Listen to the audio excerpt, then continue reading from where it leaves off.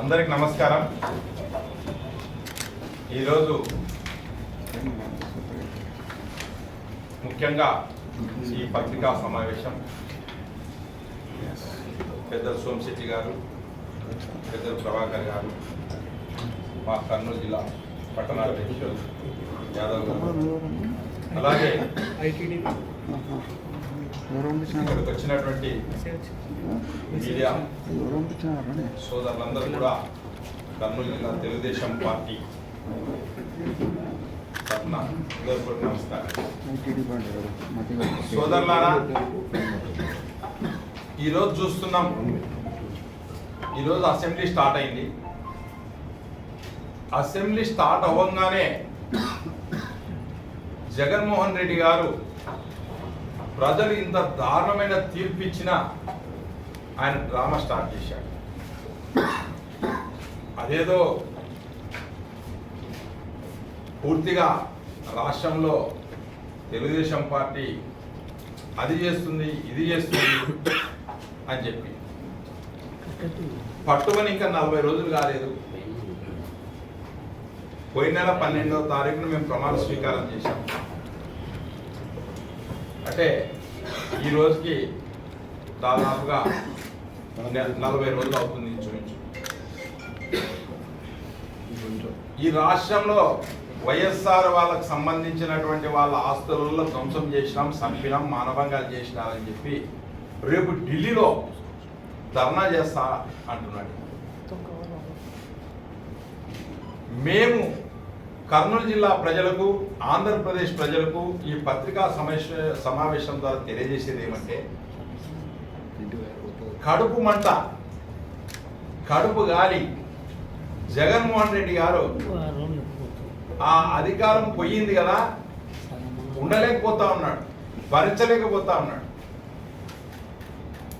నీవు ఏదైనా ఉంటే అసెంబ్లీలో వచ్చి అసెంబ్లీలో నీకు ప్రజా సమస్యల పైన లేవనెత్తు, లేక నీ నాయకత్వం పైన లేకుంటే నీ కార్యకర్తలకు ఏమైనా అన్యాయం జరిగింటే పోలీసు దృష్టి తీసుకురా, దానికి ఒక వ్యవస్థ ఉంది, చూసుకుందాం. లేదు మా వాళ్ళని చంపినారని చెప్తా ఉన్నారు. మేము చెప్తున్నాం, మా ప్రభుత్వం వచ్చిన తర్వాత మా కర్నూలు జిల్లాలో 9వ తారీఖు జూన్న బొమ్మిరెడ్డిపల్లిలో మా నాయకుడిని మీ వాళ్ళు చంపారు. అట్లా 6 హత్యలు జరిగినాయి. హత్యలు చేసే సంస్కృతి మీది, దోచుకునే సంస్కృతి మీది, దాచుకునే సంస్కృతి మీది. జగన్మోహన్ రెడ్డి గారు మొన్న ఎన్నికల్లో చూసినాం, మేము నిన్ను విమర్శించినా ప్రజలు ఏమనుకుంటారు, రాజకీయంగా అనుకుంటారు. నీ సొంత చెల్లి అయినటువంటి శర్మిలమ్మ గారు ఊరూర వచ్చి శాపనార్థాలు పెట్టి నిన్ను తిట్టి, నీ ఇంకో చెల్లి వివేకానంద రెడ్డి గారు కూతురు మా అన్న దొంగ ఓట్లు వేద్దని అని చెప్పి, మీ సొంత బాబాయ్ నీ ఇంట్లో జరిగినటువంటి మర్డర్లు అది తీర్చకుండా 5 ఏళ్ళు ఎంజాయ్ చేసి హనీమూన్ చేసి రాష్ట్రాన్ని సర్వనాశనం చేసి దివాలా తీసి ఈరోజు మాట్లాడే నైతిక హక్కు రాజకీయంగా నీకు జగన్మోహన్ రెడ్డికి కానీ వైఎస్ఆర్ కానీ లేదు లేదు లేదు. అది లేదని ప్రజలే చెప్పినారు. నువ్వేం చెప్తావు? మొన్న మీ కార్యకర్తలు మీ సమావేశంలో 1 సంవత్సరం వదిలేద్దాం, 2 సంవత్సరాలు వదిలేద్దాం అంటే 2 వారాలయ్యా, ఇంకా బడ్జెట్ కూడా పెట్టుకోలేదు మేము. నీవు చేసినటువంటి అప్పులు ఎక్కడెక్కడ తిప్పలు, లేక సెక్రటరీ పోతే ఏసీ పనిచేయదు, సీఎం ఆఫీసులో బాత్రూములు పనిచేయవు, బూజు పట్టిపోయినాయి, బల్లులు తొండలున్నాయి.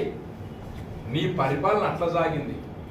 ఈరోజు చంద్రబాబు నాయుడు దీన్ని ఎట్లా గాడిలో పెట్టాలని చూస్తా ఉంటే, ఎవడన్నా వ్యాపారస్తులు వస్తాడేమో, ఆంధ్రప్రదేశ్ బాగుపడతాదేమని కడుపు మండి ఆంధ్రప్రదేశ్ రాజకీయంగా కొట్టుకొని వస్తున్నారు, హత్యలు జరుగుతున్నాయంటే ఎవరు ఇన్వెస్ట్మెంట్ రాకుండా ఉండాలనే ఒక నీచమైన బుద్ధితో ఢిల్లీలో నువ్వు చేస్తా ఉన్నావు. ఏ రోజైనా ఢిల్లీలో ప్రత్యేక హోదా కోసం చేసినావా? ఇప్పుడు ప్రత్యేక హోదా అంటే అధికారంలో ఉన్నప్పుడు ఏమీ లేదు, అధికారం లేకపోతే ప్రత్యేక హోదా కావాలా?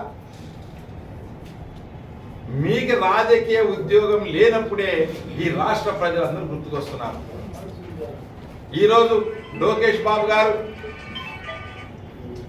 Mega DSC వదిలినారు. ఏ రోజైనా మీరు వదిలారా? ఈరోజు ఆడిన మాట ప్రకారం మేము పెన్షన్లు 3 నుంచి 4 వేల రూపాయలు చేస్తామని చెప్పినాం. అది ఏప్రిల్, మే, జూన్ కలుపుకొని ఇచ్చేసినాం. 1వ తారీఖున ఇచ్చేసినాం. 1వ తారీఖున ఉద్యోగస్తులకు జీతాలు ఇస్తా ఉన్నాం, ఫ్రీస్గా ఇస్తా ఉన్నాం. ఒక్కొక్కటి హామీలు 6 ప్యాక్లు కూడా నెరవేరుస్తా ఉన్నాం. వాటిని తట్టుకోలేక జగన్మోహన్ రెడ్డి గారు రేపు ఢిల్లీలో పోయి అబ్బో అన్యాయం జరిగింది, అయ్యో అన్యాయం జరిగింది అంటున్నారు. ఈరోజు ప్రజలు చూస్తూ ఉన్నారు, ప్రజలు గమనిస్తూ ఉన్నారు, మేధావులు గమనిస్తూ ఉన్నారు. అయ్యా కనీసం మాకు ఇంక ఎక్కడ ఏముందో తెలీదు. ఐఏఎస్ ఐపీఎస్లు ట్రాన్స్ఫర్లు కాలే, ఆర్డీఓలు ట్రాన్స్ఫర్లు కాలే, ఎస్ఐలు ట్రాన్స్ఫర్లు కాలే. నీవు వేసిన యంత్రాంగంతోనే మేము పనిచేస్తూ ఉన్నాం. ఇంకా నీవు ఇచ్చినటువంటి యంత్రాంగంతో పనిచేస్తూ ఉన్నాం. మేమెక్కడ చేస్తాం నాయనా చెప్పండి? మా కార్యకర్తలు చచ్చిపోతున్నారు. మా కార్యకర్తల్ని సెక్యూరిటీ గన్మెన్లు తీర్చుకోలేకపోతున్నాం. నీకున్నటువంటి సెక్యూరిటీ గన్మెన్లు నీకున్నారు. ఇవన్నీ నువ్వు మర్చిపోయి ఇవన్నీ నువ్వు చేసుకొని మాట్లాడితే మాత్రం చాలా తప్పై. రేపు నువ్వు ఢిల్లీలో చేసేది కేవలం రాజకీయ కుట్ర. ఆంధ్ర ప్రజలు గొంతు కోసేదానికి నీవు రేపు డ్రామా ఆడబోతున్నావు, రేపు రాజకీయ నాటకం ఆడబోతున్నావు. అంటే ఆంధ్రప్రదేశ్ ప్రజానికానికి, ఆంధ్రప్రదేశ్ యువతకు ఉద్యోగాలు కానీ, ఇక్కడ వచ్చే ఫ్యాక్టరీలు కానీ, పెట్టుబడులు కానీ రావద్దని నీకు చెప్పేదానికే నీవు పోతున్నావు తప్ప వేరేది ఏమీ కాదు. ఇంకా 5 సంవత్సరాలు ఉండేది ఎలక్షన్. ఆ రోజు మేము మంచి చేయకపోతే ప్రజలు మేనిఫెస్టేషన్ చేయరు.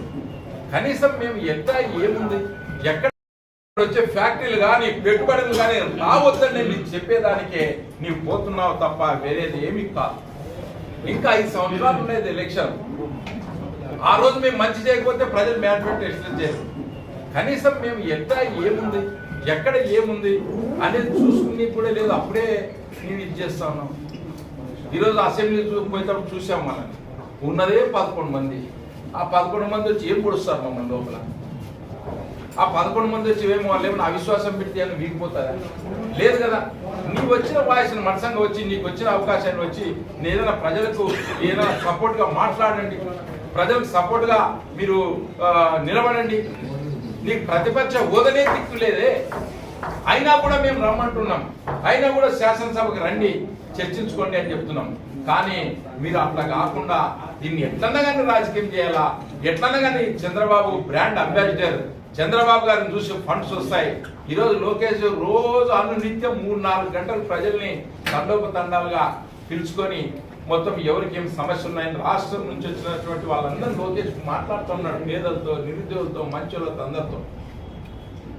నీవు ఏ రోజైనా మాట్లాడినావా? ప్రజలతో మాట్లాడినావా? నిరుద్యోగులతో మాట్లాడినావా? లేక ఉద్యోగస్తులకు జీతాలు ఇచ్చినావా? పోనీ నీ నాయకులతో మాట్లాడినావా? నీ కార్యకర్తలు మాట్లాడినావా?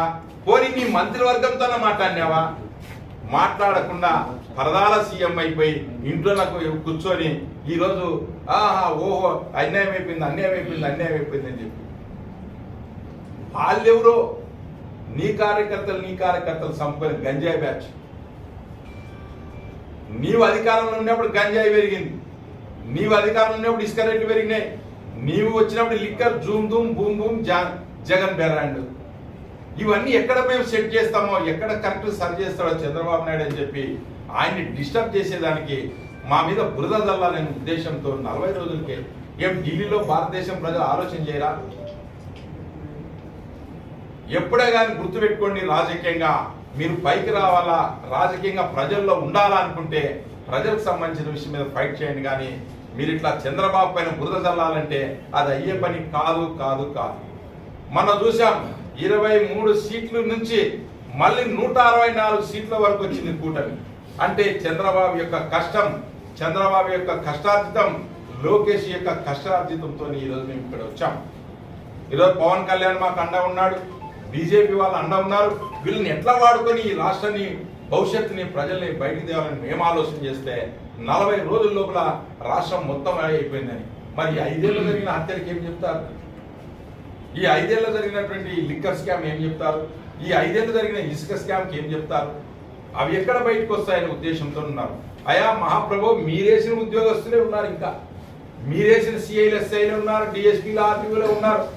మా కార్యకర్తలు నెత్తినోరు కొట్టుకుంటారు మార్చండి అని చెప్పి, మరి ఎక్కడ ల్యాండ్ ఆర్డర్ తప్పుతుందని చెప్పి స్లోగా స్టడీగా చేస్తా ఉన్నాము. కాబట్టి ఇటువంటి దుష్ప్రచారాన్ని ఆపు, లేకపోతే భవిష్యత్తులో ఇంకా నీ పార్టీ భూస్థాపితం అయిపోతుందని చెప్పి తెలియజేస్తున్నాం. ఇప్పుడు పెద్దలు సోమశెట్టి గారు మాట్లాడతారు.